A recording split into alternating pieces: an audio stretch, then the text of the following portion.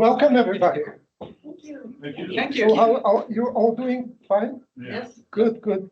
My name is Geraldo Salles Cavalcante, and I just want to briefly introduce the session. And maybe starting with 4D conversations and the logo there. You know what the 4D stands for? Some people here know. It's not 4 dimensions. We have some 4Ds here in the room, but 4D stands for dreamers, doers, designers, and doubters. And our focus in that constellation is a growing community trying to understand the metacrisis and ways to mitigate it. Please, don't be shy. Everybody acquainted with what metacrisis is? No? No?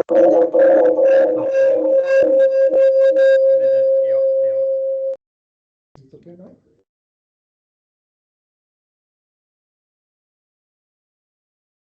Now we cannot hear you. You have muted the 2 microphones. Sorry.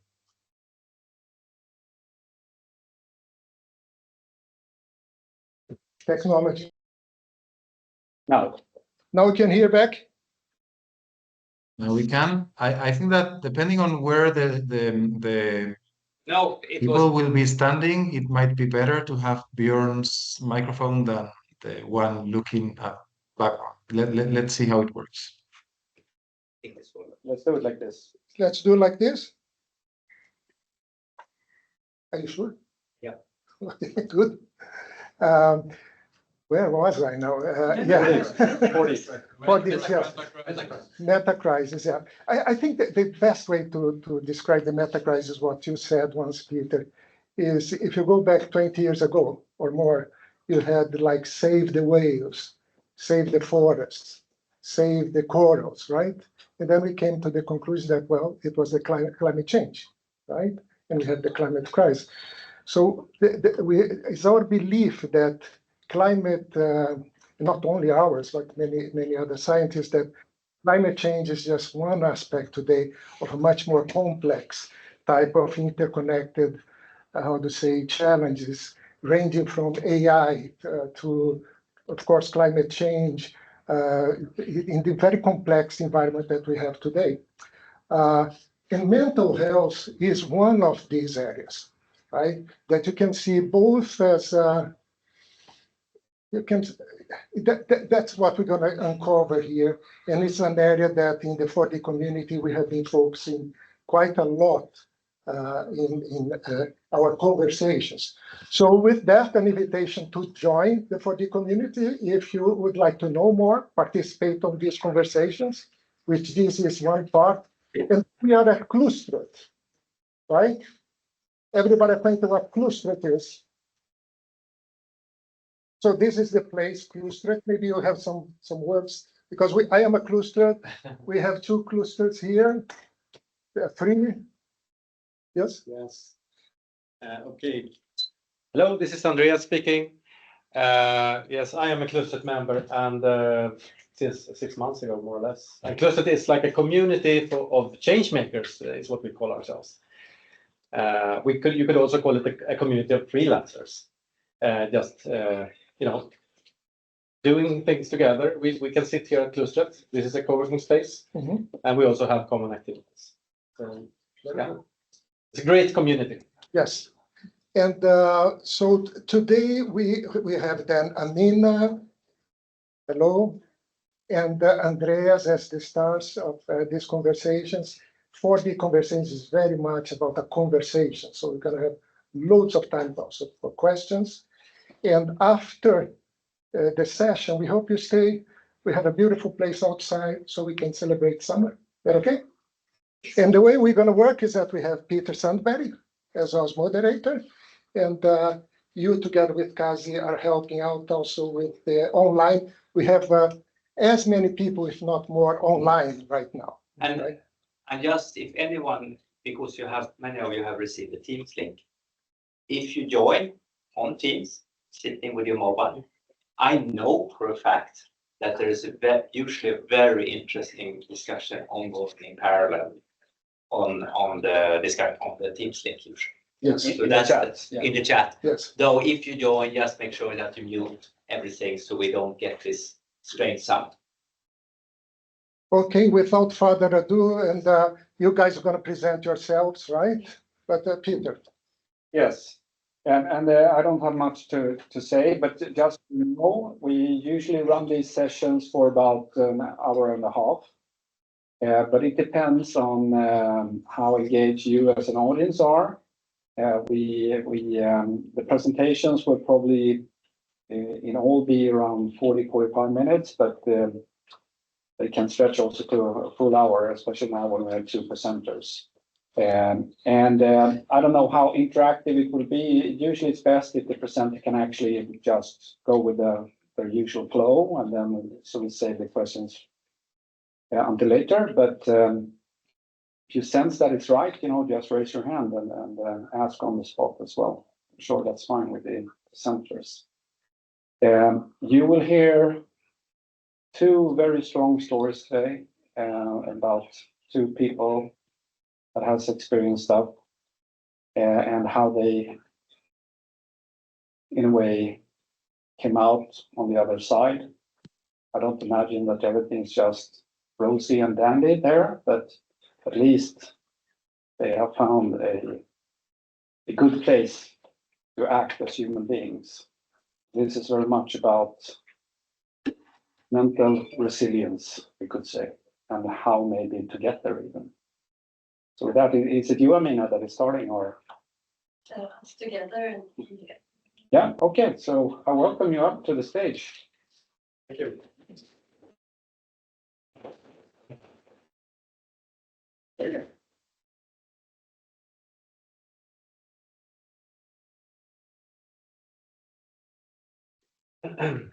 Okay. Is someone waiting in the lobby here? The digital lobby. The digital lobby. I can pick you. Yeah, okay. Let me see now. I'm just going to stop sharing for a little while. So, can people see us now? Yes. Yeah. Good. I have my little sheets here. Well, I want to start with, we're going to start with presenting ourselves.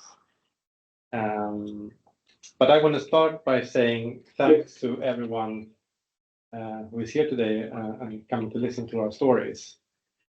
That is, it's, we hope that it's going to be special for you. It's very special for us. It's fantastic to be able to share these stories. And it's actually healing for us to share our stories, in a sense. And I would like to say, give a special thanks to all my relatives and friends and colleagues that are here tonight. That's it's very special for me that you're here. And I would like to thank you, Andreas, for inviting me together with you, and for everyone who's arranging this. Shall we give a short presentation of ourselves? Yes. Yeah. Shall I begin? Sure. Okay, so my name is Aminah Ådin. Just briefly, I will share my background. I'm a social worker, and I've also worked as a teacher for meditation practice and mindfulness. So that's my two professional feet. Then I also have a strong story since I was a child. So one and a half year ago, I decided to put all of this together and start to give talks about my experiences. So I mostly speak to police and social services and politicians and people like that in conferences. But I'm also talking about mental health because that's really one of my main loving topics that I love to speak about. I think it's so important that we find ways to actually really thrive and be happy. So that's what we will speak about today. Yeah, that's in short. And so I am Andreas, and I am a computer science engineer. I run a little consulting company called Data Wizard, very humble name. And I help companies with their business intelligence. I sit here at Klustret when I can. I love to be here at Klustret in this community, but most of the time I sit with my clients. And I have 4 children from 0 to 13. So the youngest one is 2 months old. She's right now on a plane together with my wife from Mexico to Nicaragua, because my wife is from Nicaragua. And the plane was delayed, otherwise my wife would have been here, but unfortunately she couldn't be here. So I'm married with Muriel from Nicaragua, who works at Ericsson. I think we have some Ericsson. I know we have some Ericsson people here. And I ex-Ericsson as well. And something that some people that are here today maybe didn't even know about, that know me for a long time, is that I also have a diagnosis, bipolar disorder type 1. And I'm going to talk more about that. I also volunteer on Självmordslinjen at Mind, which translates to the suicide line. So I take calls from people that don't feel very well. I've done that now for a year. And it has given me as much as I have given the people that call, I think. All right. Yes, so that was us. That's A little short, in short. So I'm going to go back to the presentation. And as Peter said, I think we've talked a little bit about the questions during the presentation. We will have some. We think we should just to go through the presentation, but we will have some short times when you can ask questions in the meantime or during the presentations. Okay, so let's see. We have this little thing.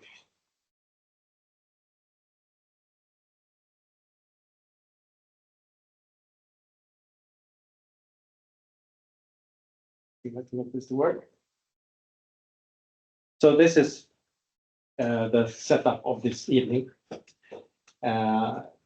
We will first talk a little bit about the question: is there actually a mental health crisis or not?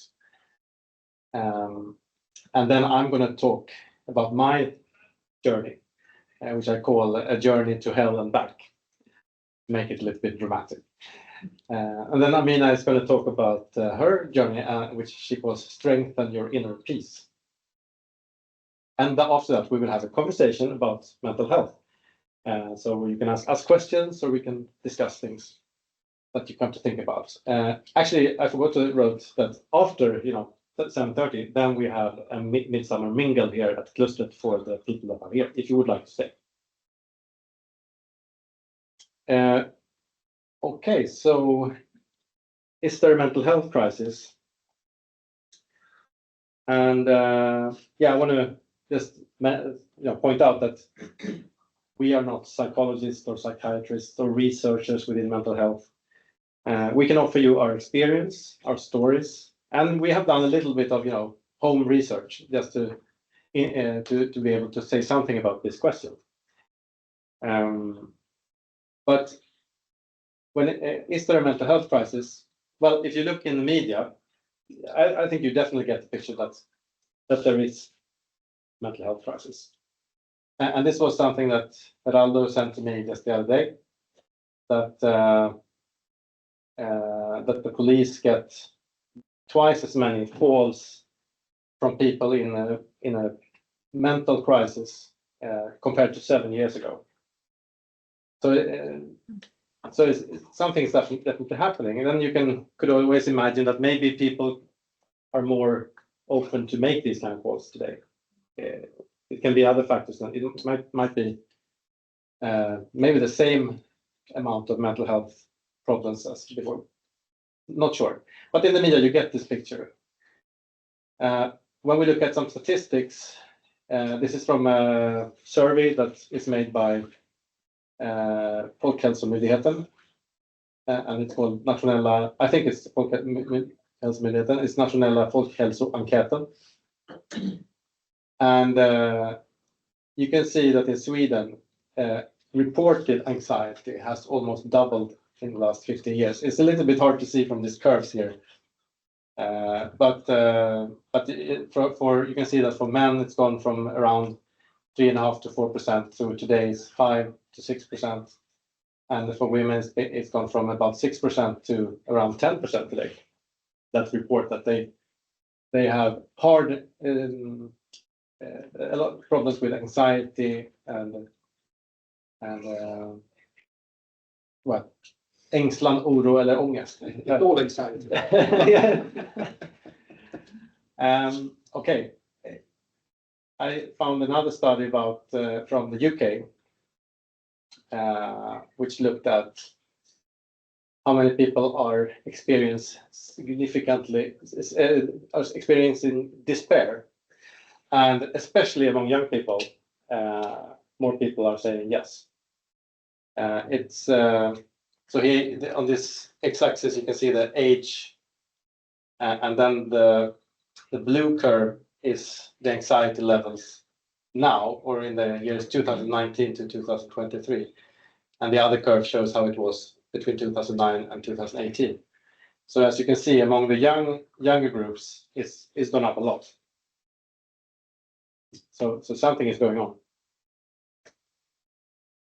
What's going on? Why are people having more anxiety and mental disorders? Well, here are the reasons that scientists say. These are the causes of the crisis. Social media and digital technology is giving people sleep disruption. Young people constantly comparing themselves with their peers. Cyberbullying. Loss of community. People we move now more than we did before. We become lonely. Some people become lonely. I can say that's a very common issue for people that are calling the suicide line. Loneliness. It's probably the number one. Increased work and academic pressure gives us burnout. Economic uncertainty, increasing inequality, and climate change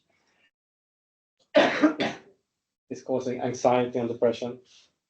And these are just some of the things that I found when I was Googling a little bit. What are the causes of the rising mental health in the last decades?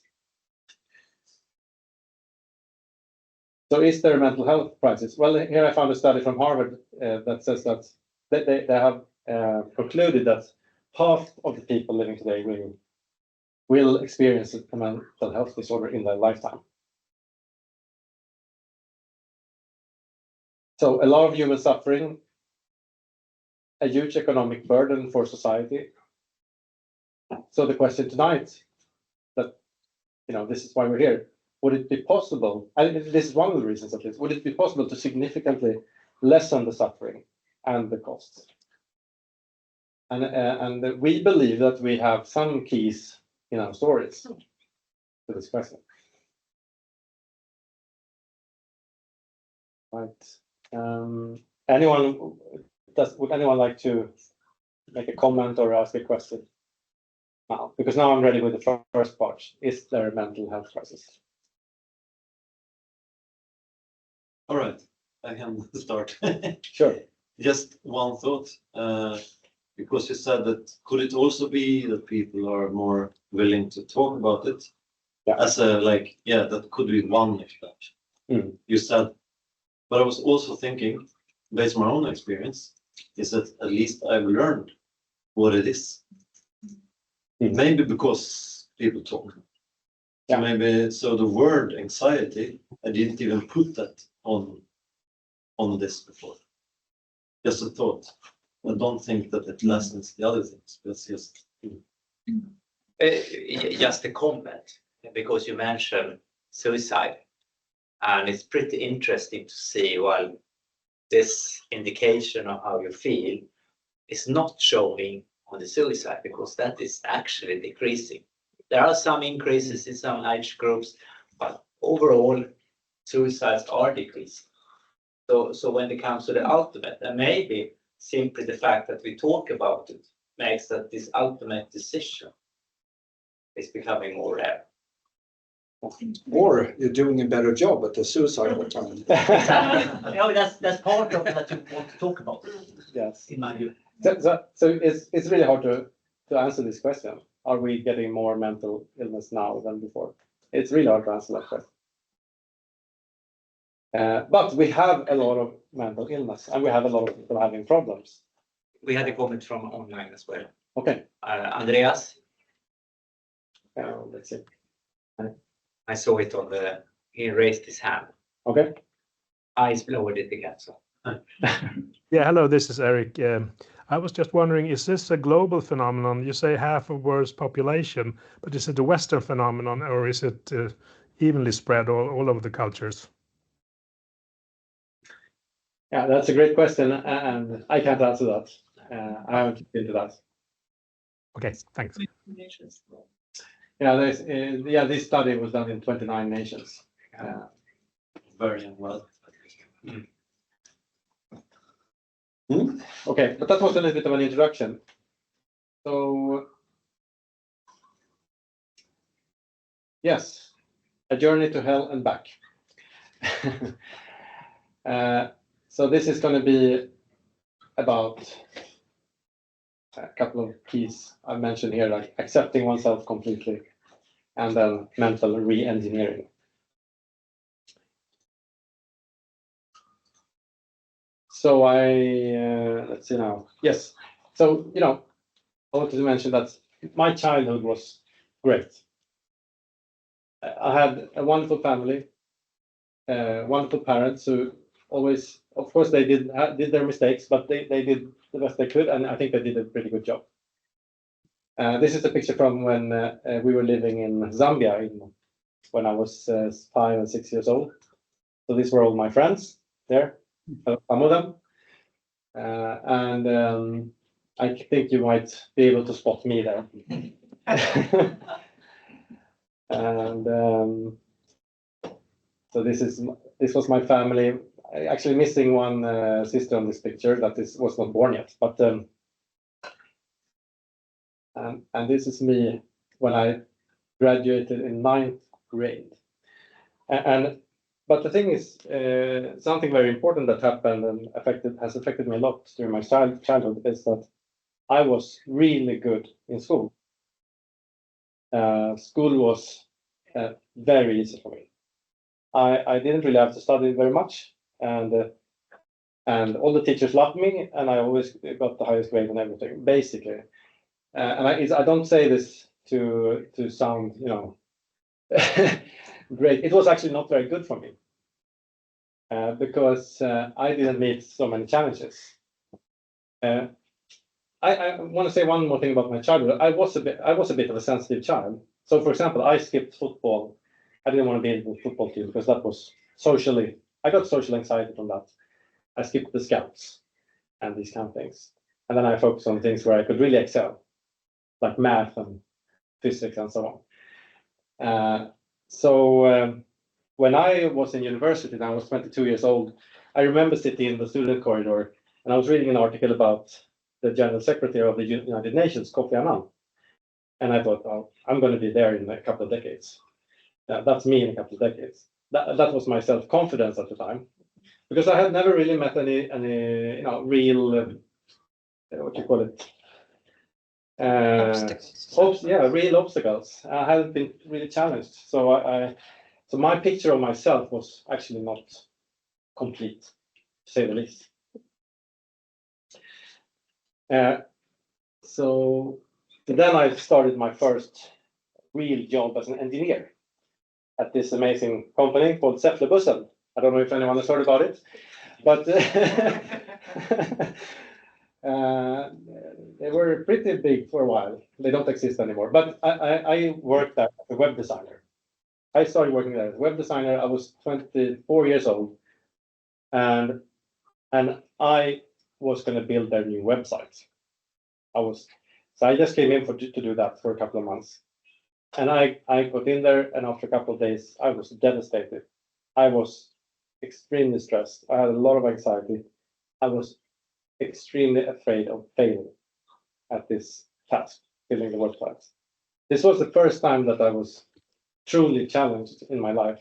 It was an enormous pressure for me to succeed, and it was like running into a wall. It just took like a week or so, and then I couldn't sleep. My shoulders were stiff. I felt in a way that I had never felt before, actually. And I spent a couple of weeks like that. Fortunately, I had a fantastic boss there, the market director, who supported me and he believed in me and he pushed me and he made me come through the obstacle and I was able to continue working and actually build the website together. But this experience was a shock for me, and it turns out that this became a pattern for me. Every time I started a new job, the same thing happened basically, and it could come and go. I was working, for example, with Magnus. I was working for a while at Media Mätning in Scandinavian, and the anxiety and the stress would come and go for a couple of weeks, and I would go away and I would come back again. I was extremely afraid of failing. Also there, I was fortunate to have a great boss, the CEO. It wasn't you, Magnus, it was Pontus, and he really supported me. Magnus was the bad one. Yeah, Magnus was the consultant,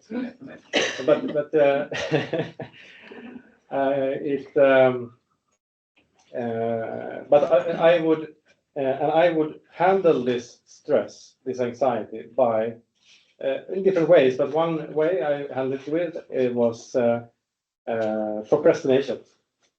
Instead of doing the work, Pontus didn't know this at the time. I was surfing the internet, reading news, avoiding the work, avoiding what was causing the stress, because I didn't know any other way to do it. I was so stressed at times, and this is something that continued to happen over and over again. And I was trying to understand what's going on here. Was it when you were just having a deadline, or was it? Yeah, especially when I had to deliver some kind of project where I had a delivery in a couple of months, and I had to plan. And if it was just a small task, it was not a problem. It was kind of like a project. Yeah. So, then when I was 28, I found this book, Self Theories by psychologist Carol Dweck. And she talks about, maybe you've heard about her, she's a quite well-known psychologist. And I think her theories about fixed mindset versus growth mindset is now quite spread. But to give a very short, very brief understanding of what fixed and growth mindset is, in a fixed mindset, you believe that your traits are fixed. So you're born intelligent or not. And you're born, charismatic or not. And you can't change it. While in a growth mindset, you think, you're born and then you start to develop, or you can become more intelligent. And as you learn, you progress and you become more intelligent. In a fixed mindset, a failure means that you're stupid. You are not intelligent. You're born stupid. You're always going to be stupid. It's devastating. In a growth mindset, failure is I'm learning. I'm getting smarter. So it's a completely different way of thinking. And I understood that. Actually, she also describes what kind of person develops these different mindsets. And I was the poster child for fixed mindset. Everything, I was ticking all the boxes. If I go through what I did go through, like having this easy time in school and all that, then you will develop a fixed mindset. Especially when people tell you, you're so great, you're going to be fantastic, you're going to have a great career. No, that's actually not helping. So I understood that I have to develop a growth mindset. I had to do it.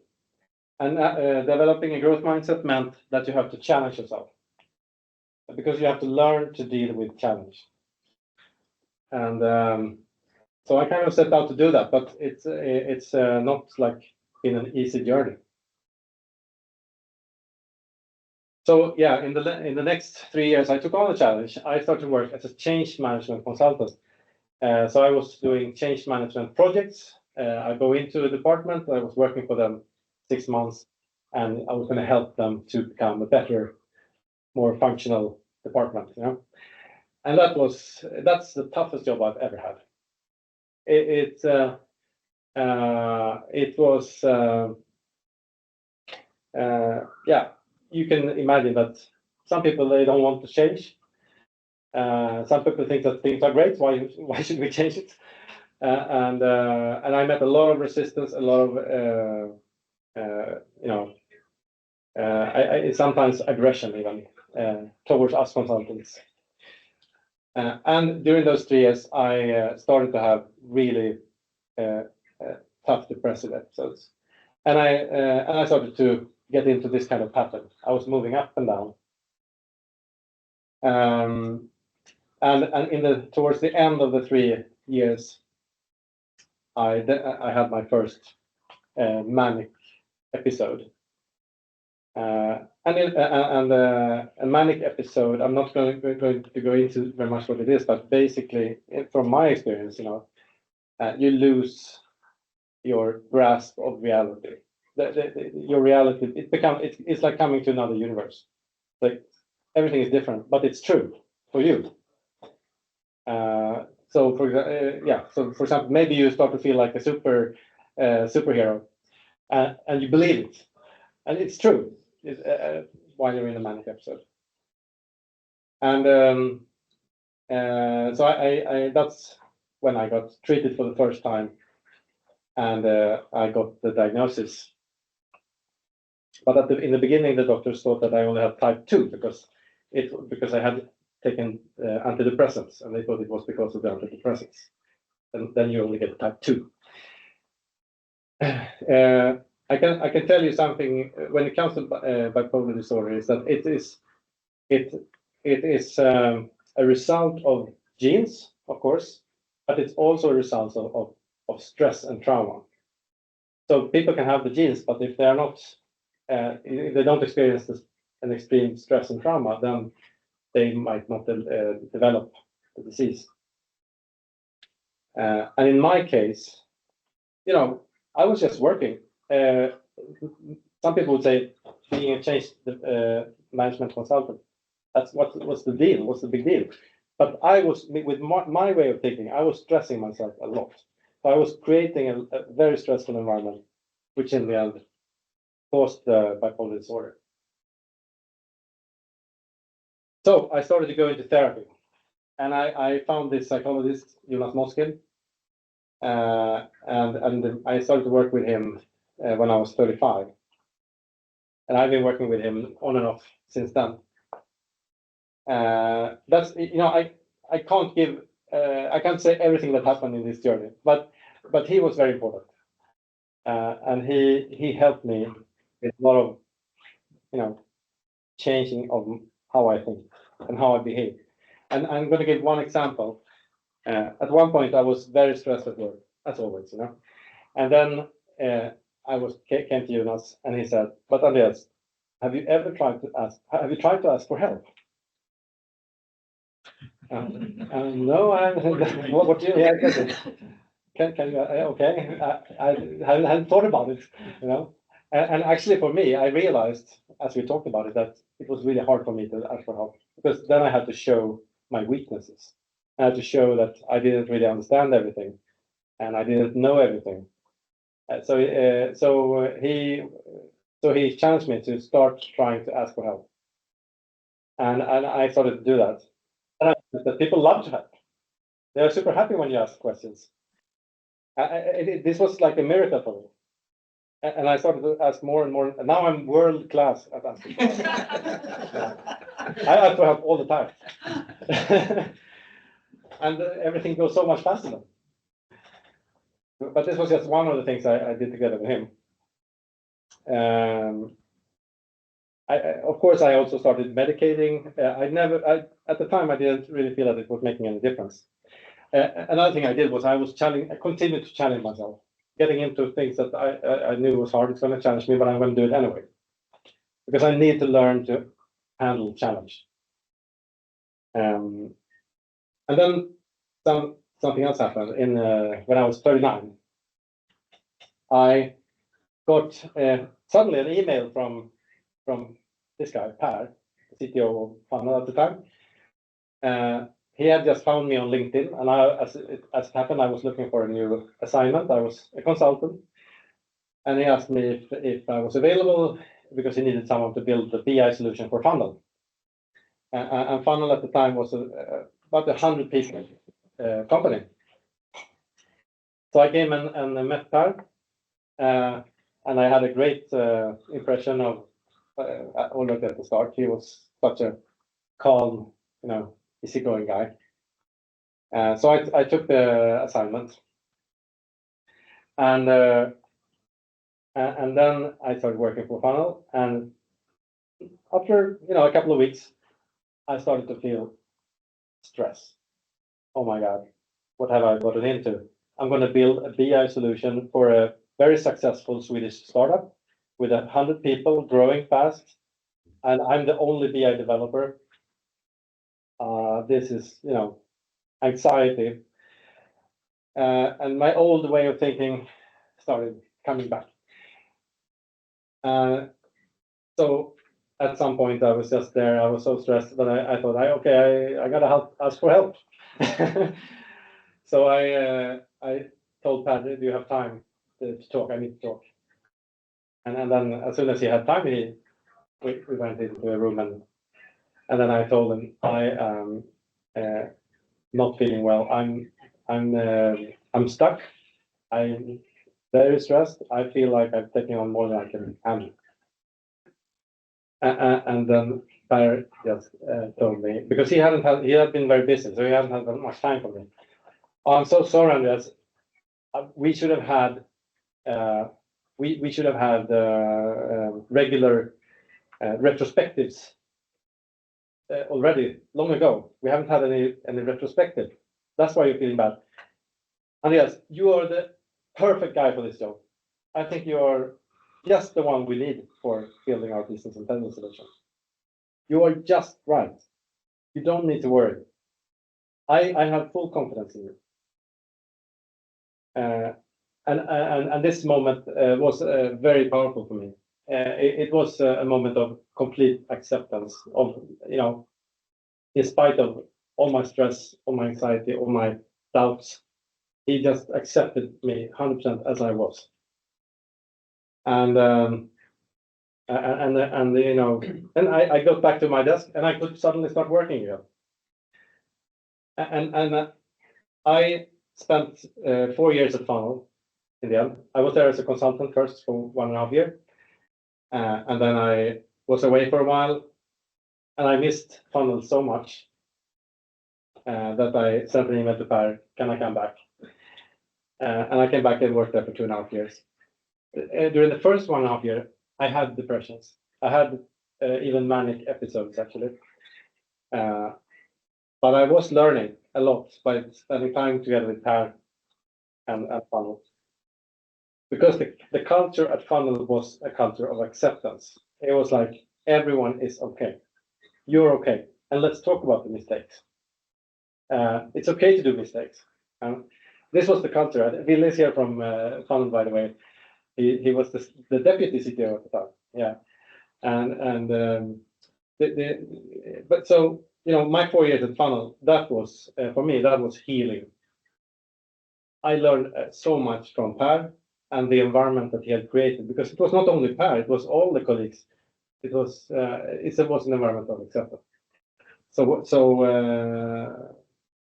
Actually, the last 2.5 years of Funnel, I didn't have any episodes, depressive episodes, manic episodes, and I haven't had any since I left Funnel either. Okay, so now 1 year ago I said, okay, now I think I'm stable enough to actually help other people. So I applied to Mind to see if I could join their suicide line. And I now volunteer for them 4 hours every day, every 2 weeks. No, not every day. So I was actually volunteering this morning, and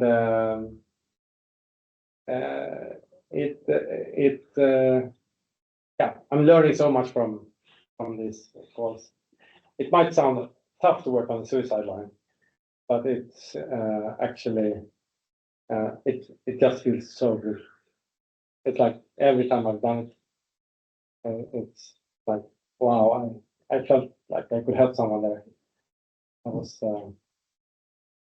I just must stop. Don't you feel the fear of not being able to help someone, not reaching through with someone calling in and losing that person? Yeah, I think that's probably what most people would get hindered by getting into this job, because they would be afraid to make a mistake. But this is what I've been working on now for 15 years. Mistakes are okay. You know, every call is not perfect. And sometimes someone hangs up and is angry or something like that. It's just going to happen. But if we have to do it to learn, right? We have to take the calls and try our best, and that's it. And then when you've had a bad call, okay, you go and talk to one of the other volunteers about it, and you have to let it go. So with my story, if I want to summarize a little bit, 3 things that I want to give to you. And also, these are the things I give to people when I'm on the suicide line every time. First, it is possible to heal and live with mental illness.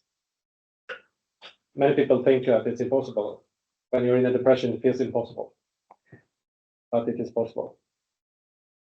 And the second thing is that accept yourself the way you are. You are good enough. Be kind towards yourself. I had a mother calling in, and she had been screaming at her daughter to get to school in time. And then she called at 9 o'clock, and she said that I feel so bad. I'm such a bad mother. And she was like, I'm not worthy of living. Yeah. But I told her, but you did your best. You're trying to be a good mother. That's why you call me now. So you are good enough. And then keep trying. And actually, this doesn't only go to yourself. This is also about accepting other people, such as your wife, your husband. Accept other people who they are. It makes things easier. Then finally, we need to challenge ourselves all the time, I think, because of course you don't want to stay depressed. Okay, I accept myself, I'm depressed, I accept it, it's fine. But you don't want to stay there. So you need to, for example, some people that are lonely, can you go out and have a coffee with a friend? That's a challenge when you're depressed. But you need to find challenges so that you learn how to handle those situations that are causing your anxiety and depression. Okay, that was my story. Thanks, Andreas.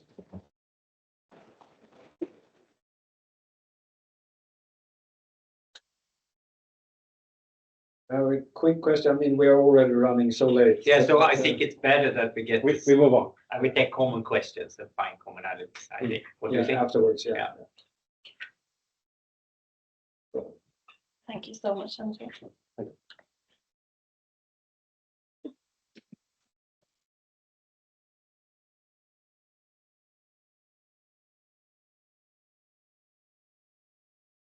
Thank you so much. I'm also here at Clustret, co-working, and it's Andreas is one of the ones I've been connecting very closely to. So beautiful story.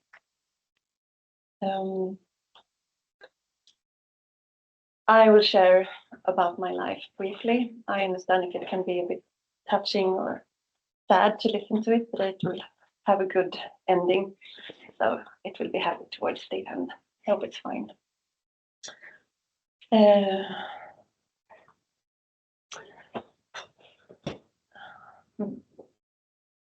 will share about my childhood and my journey through mental illness and until finding happiness and strength. So it started when I was young. I grew up in a family that I really loved. I had a wonderful, beautiful mother who loved children, and she was very warm and caring and took care of us children very well. I was the oldest of 4 siblings, and I had a beautiful father who was also very warm and caring and fun to be with. So I grew up in this magical world. We had a lot of friends, a good family, and for me, I was like, life is beautiful, magic. People are wonderful. And then when I was about 6 years old, my mother and father decided to buy a house. They wanted to have a better place for us children to live. We moved to that house, and it was great in the beginning. But after a while, after a few years, I started to notice that the laughter we had was gone, and it was replaced by my mother and father fighting, arguing with each other. It wasn't physical violence, but they were angry. I could hear from my room that they tried to solve problems that they couldn't solve. I understood after a while it was because they didn't have money. Probably the house was too expensive for them. So we didn't have enough food. I remember she was only able to put spaghetti and ketchup for us for dinner. And I just realized that things are not good anymore. I even wanted them to have a divorce. And one day my mother comes to me and she tells me that they would have a divorce. And then I got angry. I didn't want that. But 2 weeks before I will turn 10, my mother comes home and she looks happy and she gives me a gift. And she says, you can open it already now, although it's your birthday soon. So I opened that gift and I see that it's a pair of trousers. And first I'm happy to have those clothes. And then I get angry and disappointed because it's the wrong color of the trousers. They are turquoise and no one of my classmates have that. So I tell my mother that I'm angry with her and that she's stupid and that she's ugly and that I don't like the way we have it anymore. And I say that because I want her to understand that I want things to change. But my mother gets sad, and that evening I go to bed without apologizing and without hugging her goodbye. And that night I wake up and I go out and I see that all the lights are on in the house. It's in the middle of the night, so it should be dark. And I stay there and I look into the living room and I see that there is a lot of people there that I don't know. I look closer and I see that it's police standing there. So I realize that something has happened, so I go back to my room because I don't want to know what's happened. The next morning I wake up and there are 2 unknown women there from the social services. And they tell me that my mother is at hospital, that my father is at work, and that I don't need to go to school that day. I understand that it's not true. After a while, 2 of my mother's best friends come to our house and gather us children in the living room. And I step a few meters back because I understand that they will share something that is difficult. And with great sadness, they share with us that my mother died during the night and that it was my father who killed her. And although I try to keep a distance from that fact, it just hits me. And I break into thousands of pieces and we start to cry, everyone together, of course. And after a while, they tell me that I have to gather my most important things because now I have to leave the house and I will never come back again. So from one day to another, she's gone, my mother. I will show her to you because it's so beautiful. And it's of course me on all these pictures. My cousin sent this to me just the other day. No images, please. Oh, because, you don't need to take any pictures of it. Okay, on this. Because she doesn't want it to Yeah. be shared, so like her. No, Just I this one. do it for her. Ah, okay, fine. We have Sorry. an agreement. Yeah. But so I received this picture just some days ago, so I added it. It's nice to have her close, and I was like, should I put her in this room today? And I was like, I always want to have her with me when I do this talk. Anyway, I will cut this story brief. I end up, after a few days, I'm placed in an orphanage. I'm separated from my siblings. I meet my father after a few days, and he is devastated, filled with anxiety. And he tells me, like, oh, I didn't mean to kill her, I love her. And I'm just 10 years old, so I tell him, it's not your fault, everything is going to be okay. And then he looks me straight into my eyes and he says, you have to be strong. You have to take care of our family. Life has to continue. But I'm only 10 years old. I have no idea on how to be strong. I've just lost my mother and I have no sense of that life can continue. But I promised him to do as he said. So after a while, I'm placed in a foster home, separated from my siblings. My father continues to share with me that I have to be strong, that I have to take care of them. And he also tells me that I should tell everyone that I love him, and I should write him letters to tell everyone that I love him, so that he can show that to the contact person, so that they will see that he's a good father. During this time, I have basically no support at all. They make sure that I have a roof above my head in this foster family, but no one really dares to ask me, how are you feeling? I mean, how is this for you? What's going on mind? I noticed quite quickly that the adults put up like an invisible wall, which tells me not to speak too much to them. So where do I hide everything? Inside. When I'm 16, actually also a psychologist, I meet him after a year or so. I meet him 3 times, and after that he makes the assessment that I was not harmed by my father murdering my mother. And that closed further all doors for any support. So I will skip this story very fast. I moved back to my father after 6 years. I helped him build up a home, and it's actually quite good. Yeah, I don't want to be a foster child anymore, so at least that's the better alternative. I graduate from high school with high grades, and yeah, I've been very successful there. I start working, I moved to Stockholm, have my own apartment, start to have a good life. You know, it's fun, I meet new friends. After a while, I start to feel very tired. It's like I have to hold myself to be able to stand up straight because I'm so tired and weak. And one evening when I visit my friends, the tears won't stop falling. I'm just crying and crying and crying. So they make the decision to drive me to the emergency at the hospital. So I come in there, Sankt Görans sjukhus, and the doctor there, he asked me, so what's wrong with you? And I sit there in the room and I just say, my father murdered my mother when I was 10, and I'm so tired, I can't lift my arms. And I look down at my arms and I see that it's true, that they are lying still there on my lap. So he asked me, would you like to stay the night here? So I immediately said yes, because I just want to be protected from the world that didn't protect me.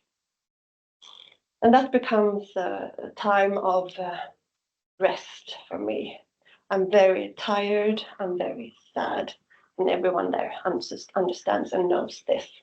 I get medication, and I get also contact persons who I can start to share my story with. One of them is called Ingmarie, and she's the one I speak with, and she does something that no one have done before with me. She listens. So I can share whatever I want with her, and I say that to her, like, Ing-Marie, it's like you're in a block of concrete, because whatever I say, you don't move, you don't sway. And then she says, like, Aminah, you can tell me everything. And that is also a big shift for me, that someone actually can listen, someone can carry what I am saying, which gives me a glimpse of that I also can carry it. So that becomes a shift for me. And I'm quite a long time at that hospital. And after that, I get out, I have a doctor's therapy and medication. And I go back to work, and I really want to, be strong again. And my doctor, she tells me, like, Aminah, why don't you take a sick leave for like half sick leave, halv tidssjukskriven. And I'm like, no, I want to be strong. But after a while, I just give up, and I tell her that I want to have sick leave, and it becomes on full time. I'm completely exhausted. I'm completely depressed and sad and just very, very heavy. So I stay in that, would you say sick leave? Evening for many years. I get stuck in that, in my sofa, not able to really have a functioning life, not seeing my qualities, not seeing my strength, not seeing that I'm capable or worthy of a good life. And then a friend of mine, she gives me a book, and she says, I think you should read this, Aminah. It's a book, it's about love. I think you will like it. So for me, it was also a shift with a book. So I read that book, and I understand from that I have an inner strength, and I have the capacity to change my life. So I start to make changes. And my medication with the support of my doctor, and start slowly working again. I also coming to a lot of spiritual practices and self-development, and I do a lot of yoga and meditation and other practices, and I start to feel better. But after some years, I think it's like 2 years, I just see that I'm not feeling fine. I'm not well. I have a lot of anxiety, depression, negative thoughts, bodily pain, and it doesn't go away. And I've tried so many things. What should I do? Like nothing got rid of it. So I just decided to stop everything. I decide and understand that I'm in a hopeless case, and it will never be good again. So I stop all of that, and I just continue working. But I hear my friends talking about a woman who's holding work or giving workshops. So I go there anyway, because I can tell that they look a bit happier. So I want that too. And the first time I listened to her, she says some profound things that really supports me, which is nothing needs to change. Thoughts and emotions can be as they are. She said, you are perfect as you are, and you can relax. And that was so supportive for me to hear, because I realized that I've all my life, for many years, been trying to get rid of the thoughts or change them or replace them. And now I see that I can allow them to be as they are. And I can do that through resting, finding my inner core of strength and peace, and resting there. So I decided to take a year where I try that. I want to be very close to the depression, the sadness, the sorrow, the anxiety. So very practically, I took a year where I started to allow them to be as they are. When I woke up in the morning and felt depressed, I relaxed. When I went to work and felt anxious or nervous, I relaxed. When I was with my colleagues or got a difficult assignment, I feel stressed, I relaxed while I was doing it. So that was the key for me to find relaxation in the midst of the sensations that I've had. And in that way, After a while, it took a while, started to notice another sense of ease in my everyday life. I wasn't as stressed, I wasn't as sad, and I also started to like myself more. The longer it got, the more friends I became with my thoughts and emotions. It's amazing. It's amazing. But when you say that you relax, what did you do? Did you just go to sleep, or did you take a cup of coffee, or I mean, what kind of? Yeah, Or was it just by thinking the other way around, or? I relaxed body and mind completely. So in this moment, you relax. And maybe you do it just for a split second. Because it's not easy. It was very difficult for me to start relaxing. I was completely tense. Relax and then relax again. And also the stress and the negativity, things I didn't like, was also reminders for me to, this is a new opportunity to do something new. To relax instead of fighting against it, for example. So for me, it's obvious that the more I relaxed in various areas of my life, it became like a thread of relaxation in my life. And so when I had this understanding, I could also make beneficial changes. Nothing needs to change, but I could make wise changes. Like I looked at my strengths and my weaknesses, a little bit like Andreas talked about. I saw what I'm good at and I wanted to empower that. I saw what I'm not good at and I felt, that's fine. That's me. It's okay. And I also looked at what changes do I want to make? How do I want to make them? Like really caring for myself deeply. I wanted the best for me. And then from that also comes when you feel stronger and happier, it's like, how can you use this to contribute to others? And also take support, like Andreas talked about. So this was also part of my practice. Just look at gratitude, see what am I grateful for, finding it in things that I didn't see it, like sometimes just obvious things, that I had food or that I had a roof above my head, or sometimes it could be in other things. I also started to focus on my strengths and talents, like look at what am I good at, and then really be proud of myself and strengthen that. And for me, what I would like to share, you all know this, that this was so helpful for me to see that I have an innate peace or calm within me. We all have that. It's available all the time. I didn't see it because I was completely wrapped up in all the things that you showed in the beginning, all the stars. I was constantly focusing there.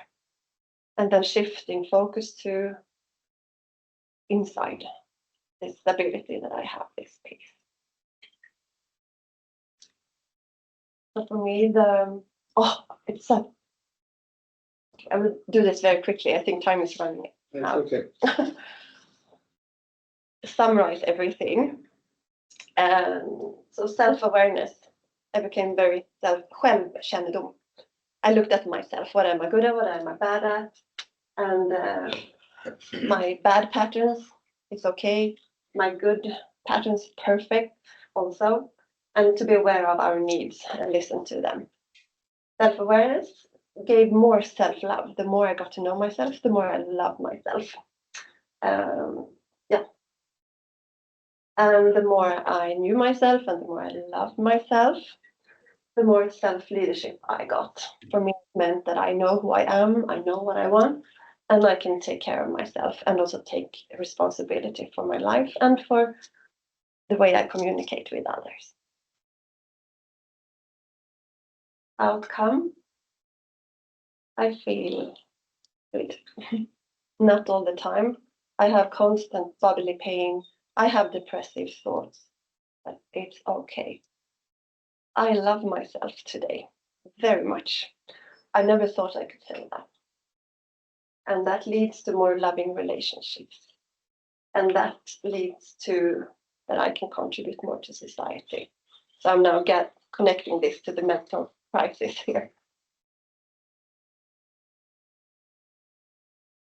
And all in all, when what I see in my life is when I find peace within myself, it's so much easier just to contribute to peace in general, which I think the world deeply needs today.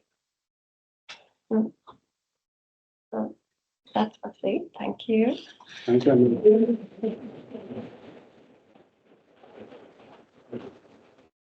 And here it was there that I'm writing a book. So coming in maybe November, hopefully. The perfect Christmas gift. Yeah, so that's it. Thank you so much. Do we have any questions for Aminah?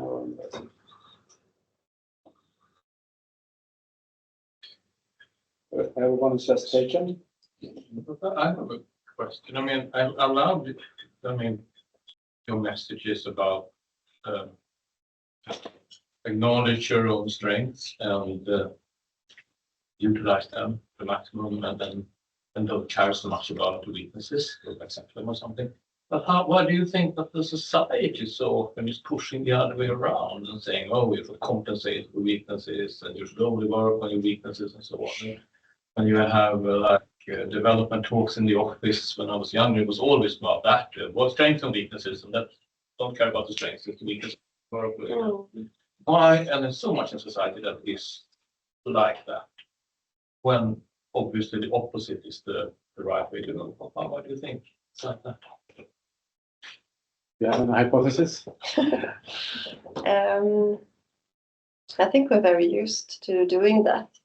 So looking at our faults, and maybe we're also shy to look at how great we are.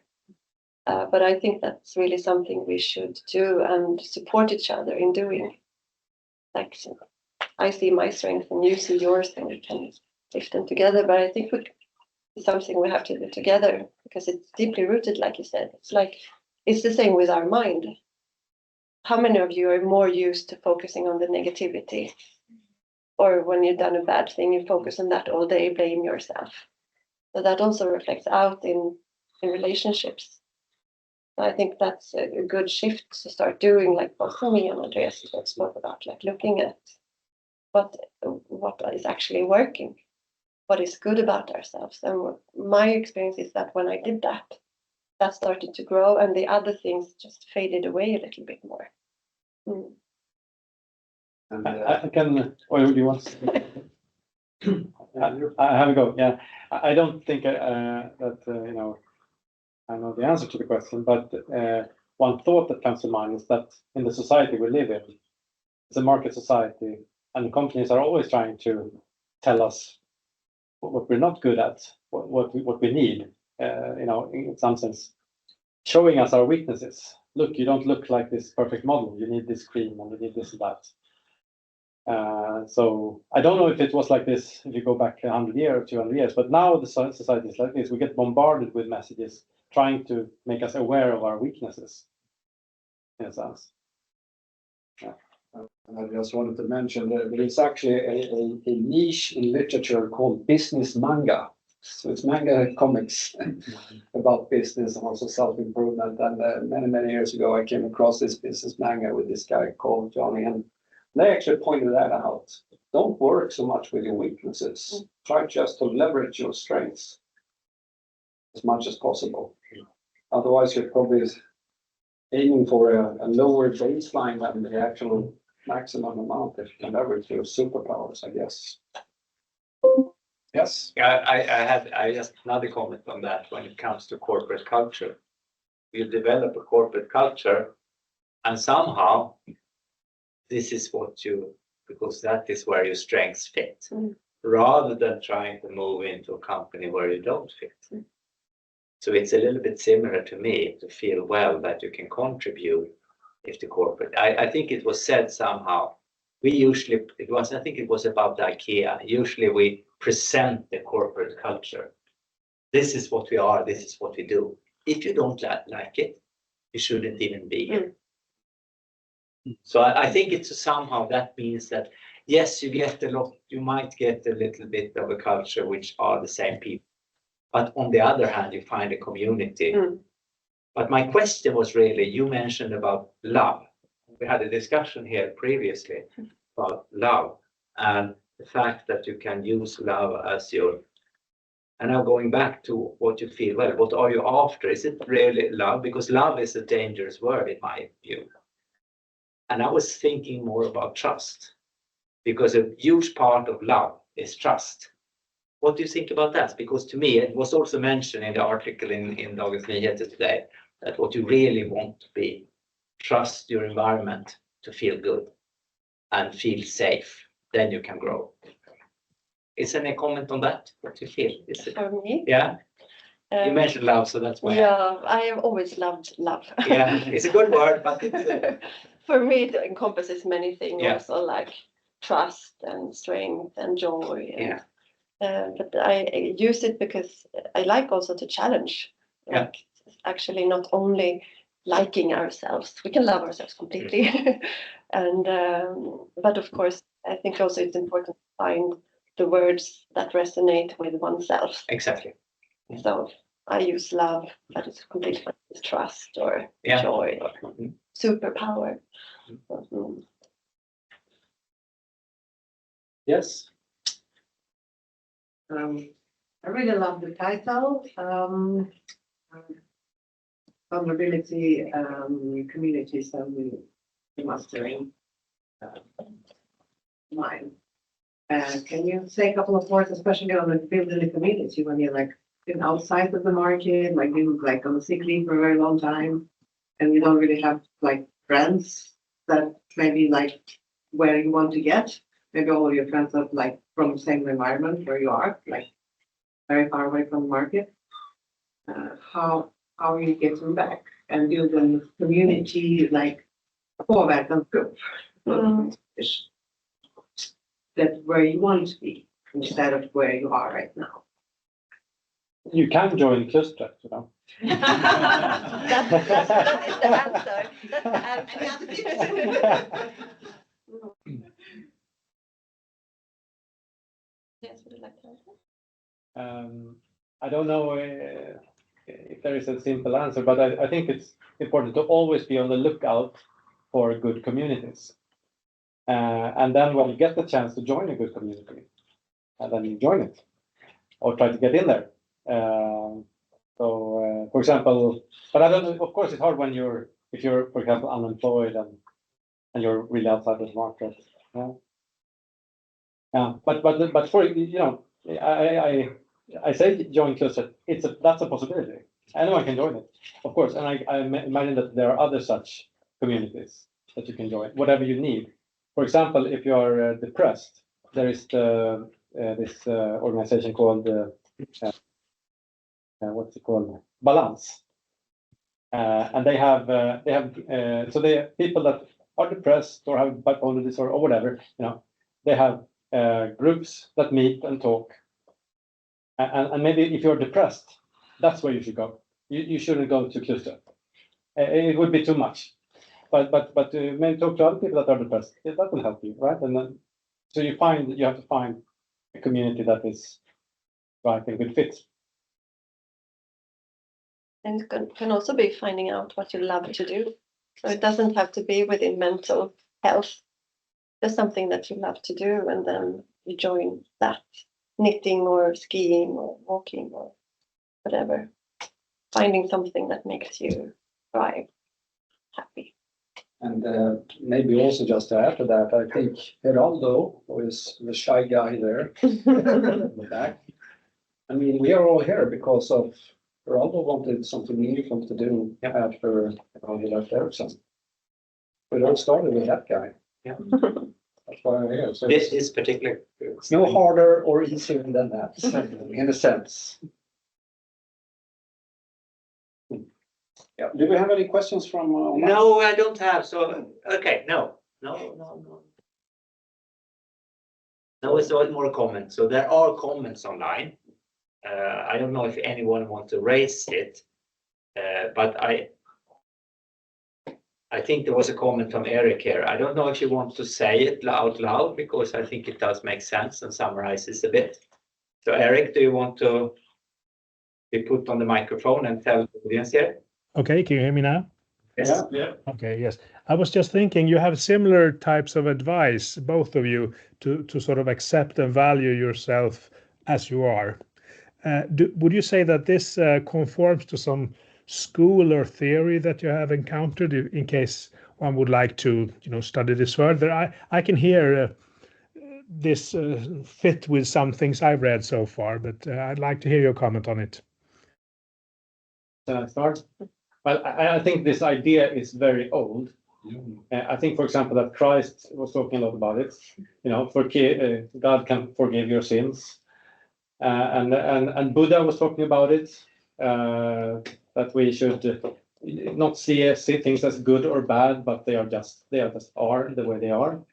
So these are like very old ideas, and they probably exist in many different cultures and different concepts, beliefs, let's say. Yeah, but you haven't picked it up from somewhere specifically. I mean, like ACT is something like this, isn't it? A psychological school. Or I might have misinterpreted. I've run into it in many different places.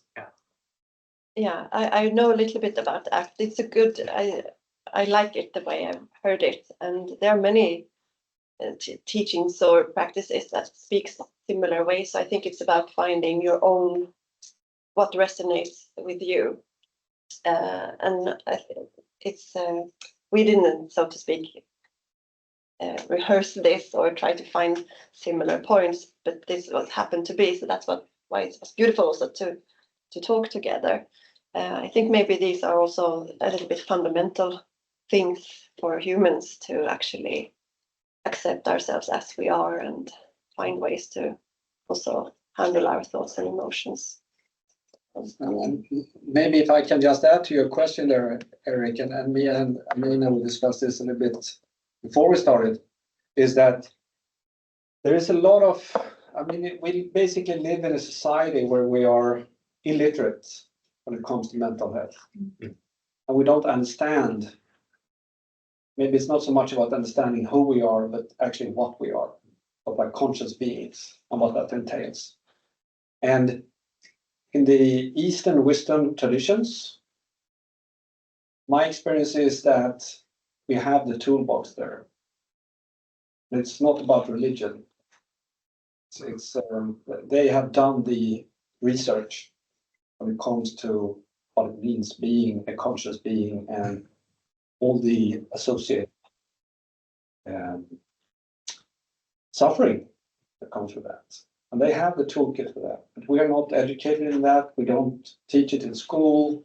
We're very ignorant, especially coming from the Western part. But also, I think many people in the East also so far are not really knowledgeable about that. But so for anyone looking for tools or help or whatever, at least for me personally, I found tremendous comfort and help by just reading up on that stuff. We have a question online first. Kasi, then you can jump in. Kasi. Yes, thank you. Sorry, I had to jump for a couple of minutes, but I think that I have checked with Geraldo that the question that I have was not asked before. So first of all, thank you for your kindness, sharing your personal stories. It's many times difficult, and we have lived for many years in times in which you couldn't show or you shouldn't show your vulnerabilities. And for some time in Ericsson, that was one of the things that we had to push a lot our leadership around. But now it seems that the environment is built now in a way that it's not healthy. We have social media demands, we have constant comparison. I see my daughters and their friends that are constantly checking things that seems also impossible in models that they have to, in role models that they have to follow. So it seems that we are in a challenging situation around, but then on the other hand, you mentioned the importance of your supporting environment. So how can we create more supporting environment to give a hand to those that need it at times? Before you answer, can we sluta dela? Oh, yeah. Oh, I didn't. So we can see Kasi. Yeah. I will. Okay, there you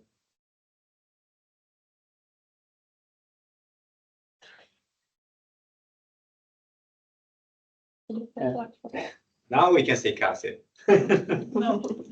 You can. Not on the screen here. No, but it's not sharing, but We you can stop see it sharing, here. so you have to I see share, that. then you have to share the Teams part. I can move it here, right? Yeah. You can do it like that. And now you both spotlighted. Doesn't that look great? So how can we support, Kasi, can you just repeat the question now? How can we build a supportive environment? What can we do to enable more those around that can help those that need it?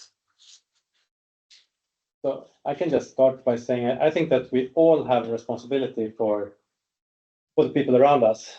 And the more, so, you know, what Per did to me when I was stressed, and he just completely accepted me as I was, and just told me that I was good enough.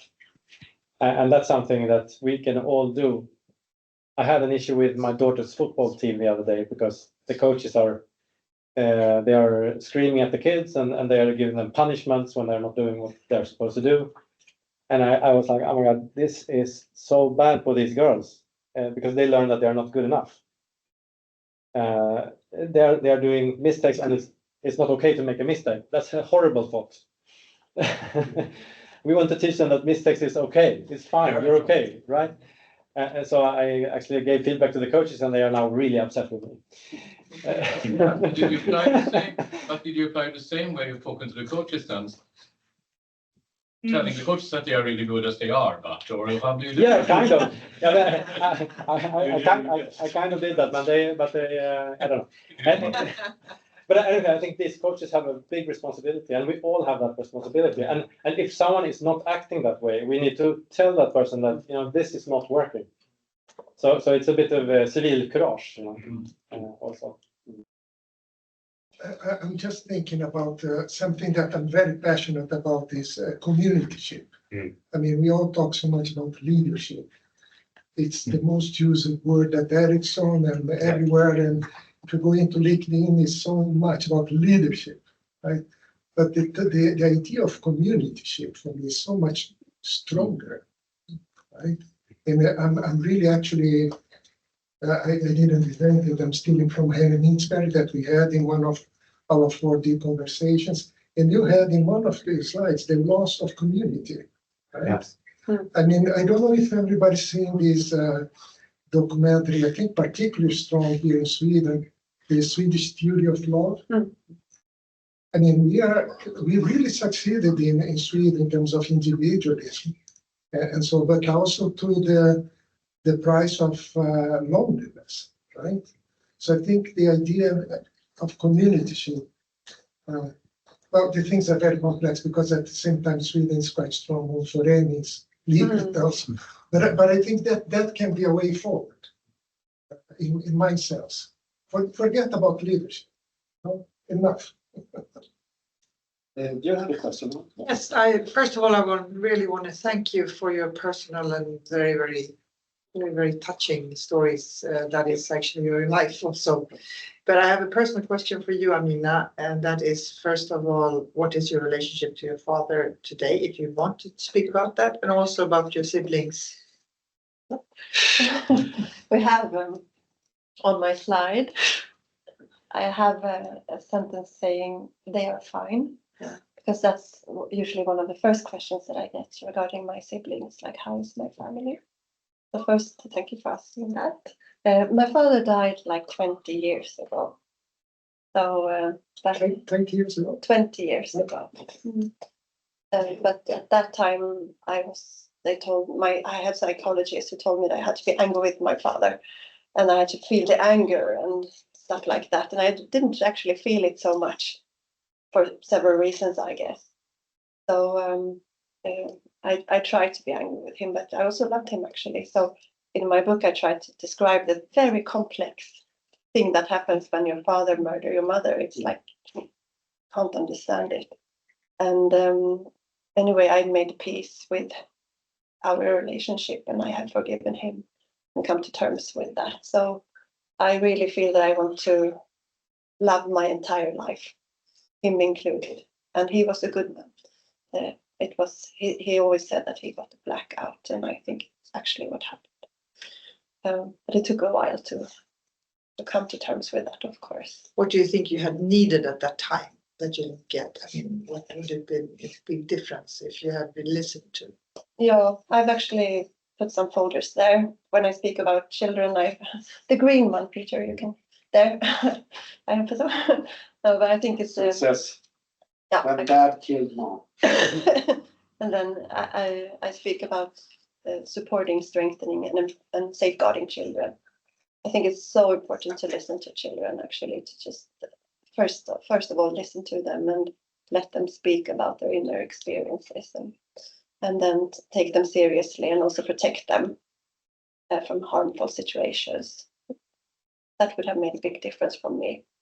I can speak a long time about it. Thank you. And my siblings are fine. Thank you.